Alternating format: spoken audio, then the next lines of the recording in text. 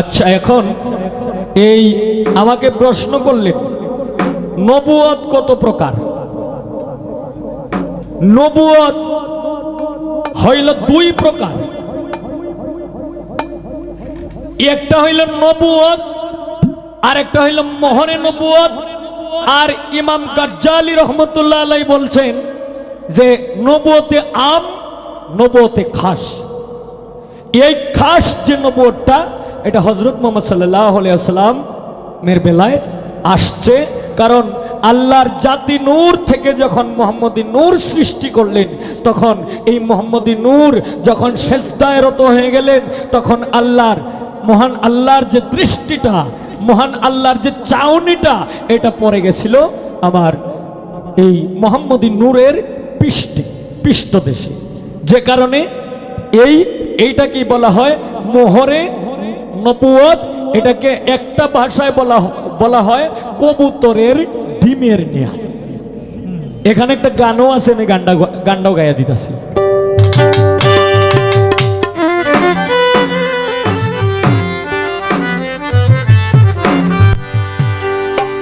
আগে গানটা গায়া নেই, এরপরে একটা গুলি রাখছি, এটা আমি করব। কারণ কোনোদিন কোনো শিল্পীদেরকে আমি কিন্তু জিগাই নাই, কিন্তু আজকে ফাইসি যেত কামলাটা কাটাই দিই।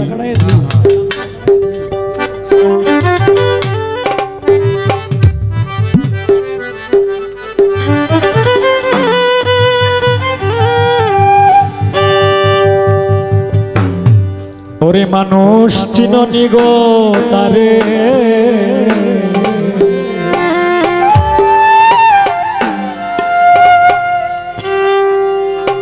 যে নামের খাতিরে গো আমার আল্লাহ সব করিতে পারে।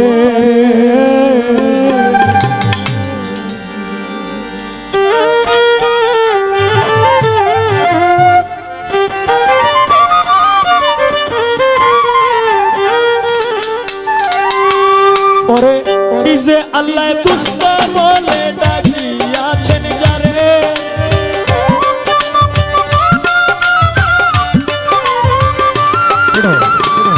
নিজে আল্লাহ দুষ্ট বলে ডাকিয়াছেন যারে, মানুষ চিননি গো তারে, যে নামের খাতিরে গো আল্লাহ সব করিতে পারে। চিননি গো তারে, যে নামের খাতিরে গো আল্লাহ মাফ করিতে পারে।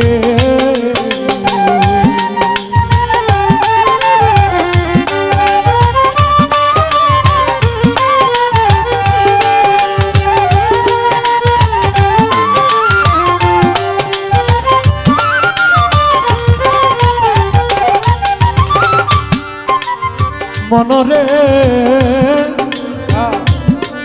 ওরে লুভি মন, ওরে পাগল মন, মন মন মন মন রে,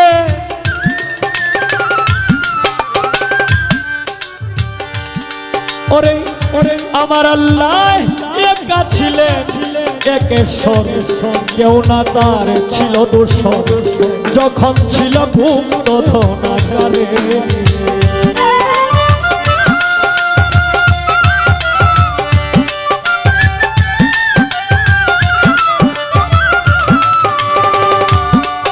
ওরে আমার আল্লাহ একা ছিলেন একেশ্বর, কেউ না তার ছিল দোষর, যখন ছিল গুপ্ত ধনাগারে। প্রেম কায়েস ইচ্ছা শক্তি তখন সৃজন করে,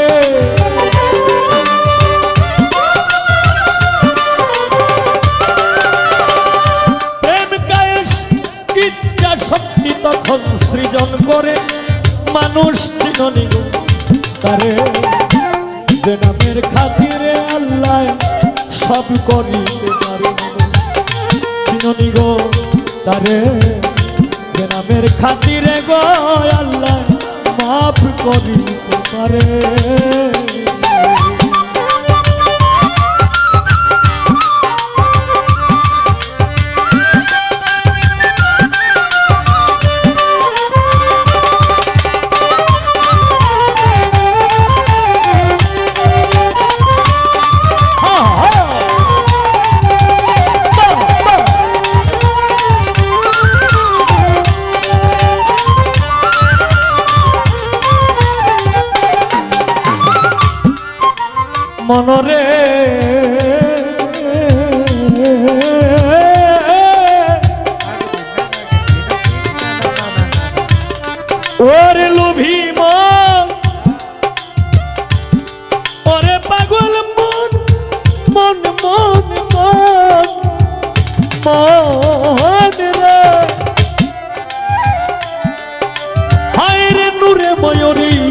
বানাইল একটি বৃক্ষে বসাইল দেখতে সুন্দর ময়ূর পেখম ধরে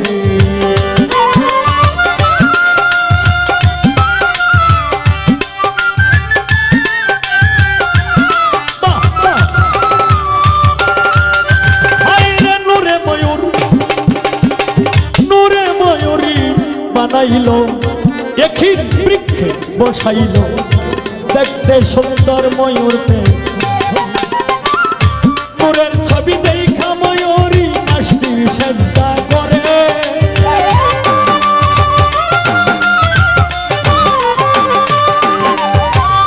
নূরের ছবি দেখা ময়ূরী নাচটি সেজদা করে মানুষ চিননি গো তারে জেনাবের খাতিরে গো আল্লাহ সব করিতে পারে মানুষ চিননি গো তারে জেনাবের খাতিরে গো আমার আল্লাহ সব করিতে পারে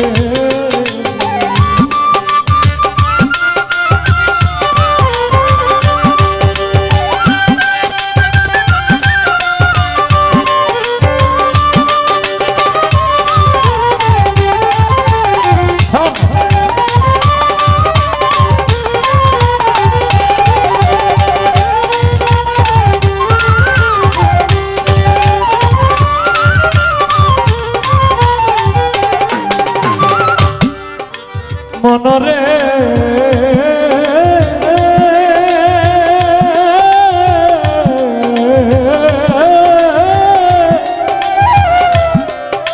ওরে সেই ময়ূরীর ধাম দিয়া সকল কিছু বানাইয়া আপে আল্লাহ রাখছে যতন করে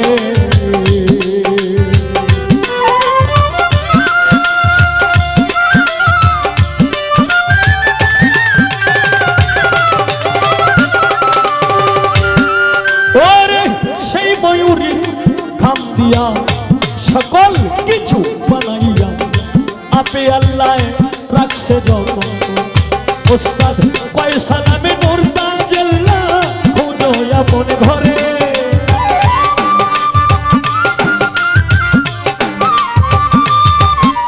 ওরে কয় সালামে নূর তাজেল্লা খুঁজো আপন ঘরে মানুষ চিননি গো তারে জেনাবের খাতিরে গো আল্লাহ সব করিতে পারে মানুষ চিননি গো তারে জেনাবের খাতিরে গো আল্লাহ মাফ করিতে পারে ওরে নিজে আল্লাহ দুষ্ট বলে ডাকি আছেন যারে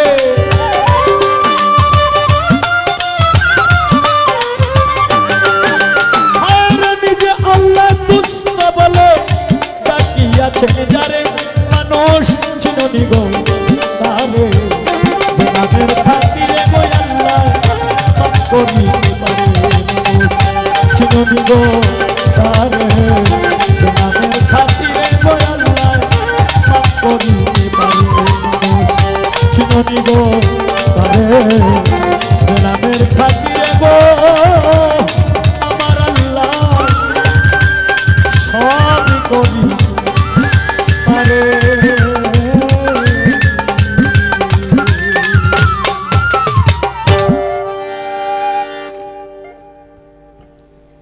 এখন আমার ছোট্ট করে একটা প্রশ্ন থাকবে বেলায়েতের মধ্যে মানে এই মদন আরেক জায়গায় গত কয়েকদিন আগে একটা গান করছিলাম তখন কমিটি থেকে পালা গান দিছিল তখন পালা গানটা কয় আপনারা আনছি পালা গাউনি লিখে পালাটা কেবল শুরু হয়েছে মাত্র এমনি ভুল আহ্বানে কয়ে বয়ে তা এক কথা হেই মাতার থেকে মানে মা নাইছি না বাপের নাইছি না হে কয়ে বয়ে তা এক কথা মানে যেটারে অশৃঙ্খল তবে আজকে আমি অনেক খুশি আপনারা যে ছাতক পাখির মতো এখনো বৈশা যে আপনারা গান কথাগুলা শুনতেছে ধন্যবাদ এইটা নিয়ে কিন্তু আমি গর্ব করতে পারবো কেলে কি আমি গর্ব করতে পারবো আজকে কারণ আমি কালকে যাই বলতে পারবো যে ঢাকা থেকে একজন শিল্পী আসছিল, আমার মামনি আসছিল, উনি ভালো একটা পরিবেশ পেয়ে গেছে। তো যাই হোক, এইটাই হইল মানুষের একটা পরিচয়, এটাই হইল মানুষের একটা শিক্ষা। তবে এখন আমার মামনিকে একটা প্রশ্ন করব, যেমন কলেমা তয়্যিবা লা ইলাহা ইল্লাল্লাহু মুহাম্মাদুর রাসূলুল্লাহ, এটা যখন এই সৃষ্টি জগৎ আল্লাহ যখন একা একেশ্বর ছিলেন তখন থেকেই কিন্তু এই কলেমাটা আরো সেই লেখা ছিল। কিন্তু এরপরেও যেমন আদম আলাইহিস সালাম উনার আমলে মানে এক একজন নবীর আমলে যার যার নামে পরিচিত করছে। যেমন আদম আলাইহিস সালামের আমলে ছিল লা ইলাহা ইল্লাল্লাহু আদম সফিউল্লাহ। যেমন ইব্রাহিম কলিলুল্লাহর আমলে ছিল লা ইলাহা ইল্লাল্লাহু ইব্রাহিম কলিলুল্লাহ। যেমন মুসা নবীর আমলে ছিল লা ইলাহা ইল্লাল্লাহু মুসা করিমুল্লাহ। ঈসা নবীর আমলে ছিল লা ইলাহা ইল্লাল্লাহু ঈসা রুহুল্লাহ। এরপর আমাদের আখির জামানার পয়গম্বর হযরত মুহাম্মদ সাল্লাল্লাহু আলাইহি ওয়াসাল্লাম উনি যখন সামাজিক দৃষ্টিতে যখন মানুষ বেশে আসছে, আব্দুল্লাহর পেশানিতে মা আমিনার গর্ভে থেকে যখন প্রকাশ হয়েছে তখন থেকেই শুরু হয়েছে কলেমা তয়্যিবা লা ইলাহা ইল্লাল্লাহু মুহাম্মাদুর রাসূলুল্লাহ সাল্লাল্লাহু আলাইহি ওয়াসাল্লাম। এখন এই কলেমাটা হইল আমাদের এই নবুয়তের। এখন আপনার কাছে একটু জানা দরকার, মানুষের কাছে শুনছি যে বেলায়েতেরও বলে একটা কালেমা আছে। এই কালেমাটা কি? এর মধ্যে আমরা এই নবুয়তের কালেমা পড়ি, ঠিক আছে, কলেমা তয়্যিবা লা ইলাহা ইল্লাল্লাহু মুহাম্মাদুর রাসূলুল্লাহ সাল্লাল্লাহু আলাইহি ওয়াসাল্লাম। এখন আমার জানার দরকার বেলায়েতের কালেমাটা কি। এর মধ্যে বেলায়েতের কালেমাটা নাকি দর্শনও করা যায়, এটাকে দেখাও যায়। এটা কি? এর মধ্যে শুধু তাই না, পবিত্র কোরআন শরীফের মধ্যে এই কলেমাটাকে বলা হচ্ছে একটা বৃক্ষ স্বরূপ। আমি একটু জানতে চাই এই বৃক্ষ স্বরূপ এটার বিষয়বস্তুটা কি। এর মধ্যে যদি কোরআন শরীফে উল্লেখ থাকে তাহলে এটা কোন সূরার কত নম্বর আয়াতে উল্লেখ আছে? প্রশ্ন একটাই, কিন্তু সাজায় গোছায় করছি তো। এর লেগে মানে এই হাতি কিন্তু কলা গাছ খায়া অভ্যাস। এখন এই হাতিরে যদি ঘাস দেন এই হাতির মুখে কি লাগবো? কারণ এটা তো কলা গাছ খায়া অভ্যাস। তে আমার মামনি মানে যেটা লোয়ার ভারসাম্যত আছে তারে যে আনে যেটা দরকার নেই লাগে।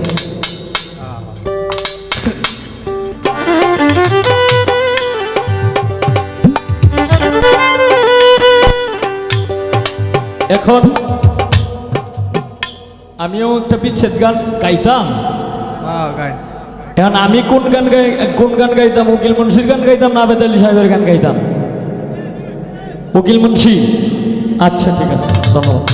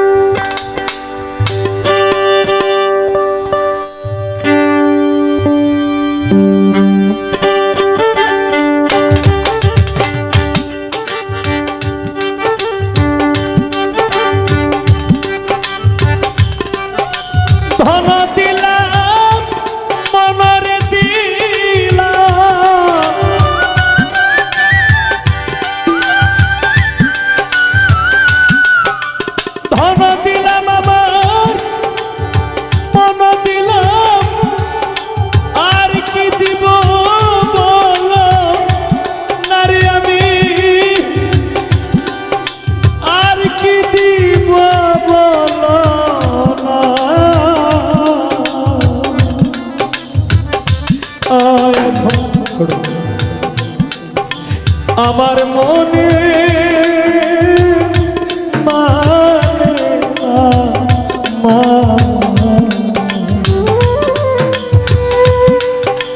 প্রাণবন্ধু